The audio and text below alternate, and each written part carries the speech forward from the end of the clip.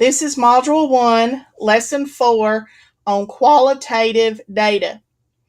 Hopefully you'll recall from an earlier lesson that qualitative data involves labels or descriptions of traits using words or phrases. And whenever we're trying to answer some sort of question, it is possible that you may collect qualitative data. When you go to answer that question, you have to organize your data in some meaningful way.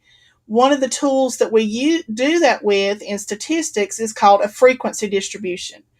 Not only do you have to organize it, but you have to display it in an understandable way to your audience. Most often, researchers and people in general will use graphs to do that. And this lesson is going to go through and explain how to actually organize and display qualitative data using those two tools. So we're going to focus first on how do you actually organize the qualitative data. Specifically with qualitative data, we use what is called a categorical frequency distribution. And that is simply the organization of the qualitative raw data into a table form. Frequency distribution is a fancy statistical term for a table. Each table will list the categories alphabetically. Those categories or groups are called classes. In addition to the categories, we have a column to represent the tally marks or the tick marks, which indicate that that particular group has occurred within the data set. Then you have the frequency column, which indicates the number of times that that particular group or class occurred within the data set, which is written as a whole number. And finally, you have the relative frequency, which is the proportion of the class that occurs within the entire data set, which is written as a percentage. The relative frequency is used when we want to compare data sets of different sizes. The formula for calculating relative frequency is the frequency divided by the sample size multiplied by 100%. We also use our frequency distributions as a jump start for the graphs that we'll look at later on. So I want us to take a look at an example and walk through how to create a categorical frequency distribution. So we begin with a question. What is the most popular county of residence of Georgia Highlands College students enrolled in spring 2016? As we talked about before, it's important to know from the beginning what is your variable, your population, your sample, and so forth. So let's take a look at those things first.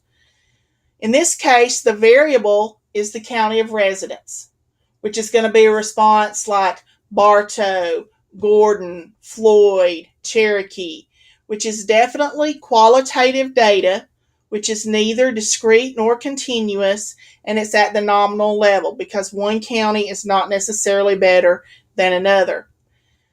The population or the big picture focus here would be all Georgia Highlands College students enrolled in spring 2016. The sample that I used is all students enrolled in 4 different sections of Math 2200 at Georgia Highlands College in spring 2016 on the Cartersville campus.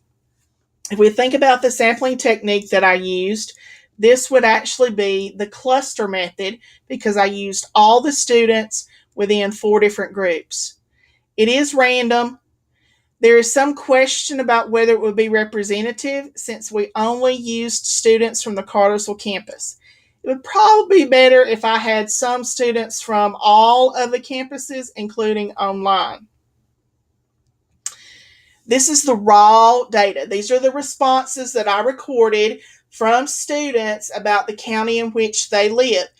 And you'll notice there's really no rhyme or reason to it, and it would be very difficult to look at this list and answer the question. So that's why we want to try to organize it into a table form which can help us come to an answer or get the final answer for our question.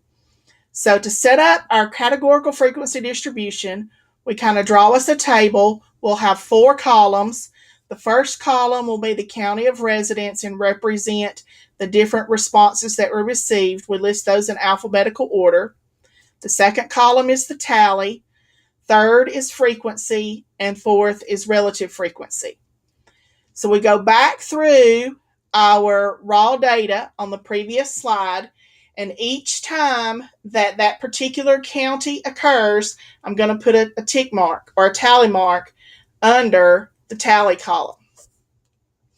Once I've completed going through the list, I notice that there are 50 responses, and so I want to confirm that I have 50 tick marks, because if I miss one, then it throws everything off and I come up with inaccurate results. Once I've completed the tally, then I go back and count the tally marks and record the frequency. For example, if I look at Bartow, I have 5, 10, 15, 20, and then one more. So there are 21 students who indicated that they live in Bartow County. Again, when I finish doing that, I want to confirm that I have a total of 50 to make sure that I didn't make an error somewhere. Then to find the relative frequency, we take the frequency of the category. So for example, for Bartow, I would take 21, divide it by the total, which is 50. So 21 divided by 50 and multiply it by 100%, and my result is 42%. And then I proceed down through the other classes.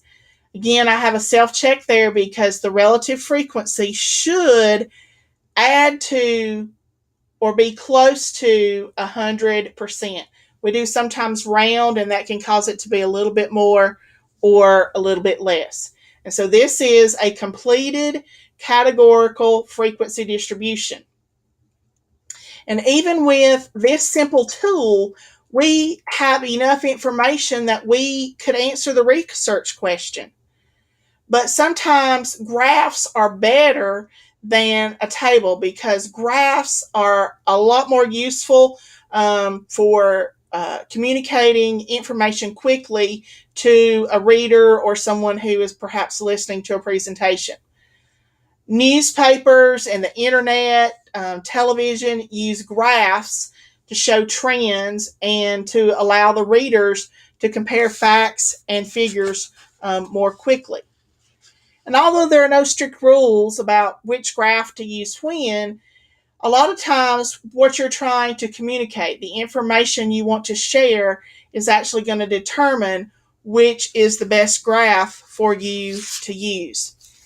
There are primarily 2 different types of graphs that we use with qualitative data.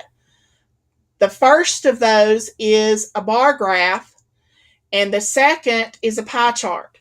Now, you're not going to be asked to create these graphs, but you will be asked to interpret the information provided by those graphs. So let's talk about the different kind of graphs for a minute. This is an example of a bar graph for the data that we just organized into the categorical frequency distribution. On a bar graph, the height or the length of the bar represents the frequency for each category.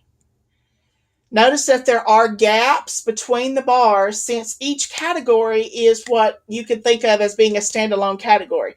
The student only lives in one county as opposed to 2 different counties. So it's a standalone category. Thus, you have the gaps between the bars.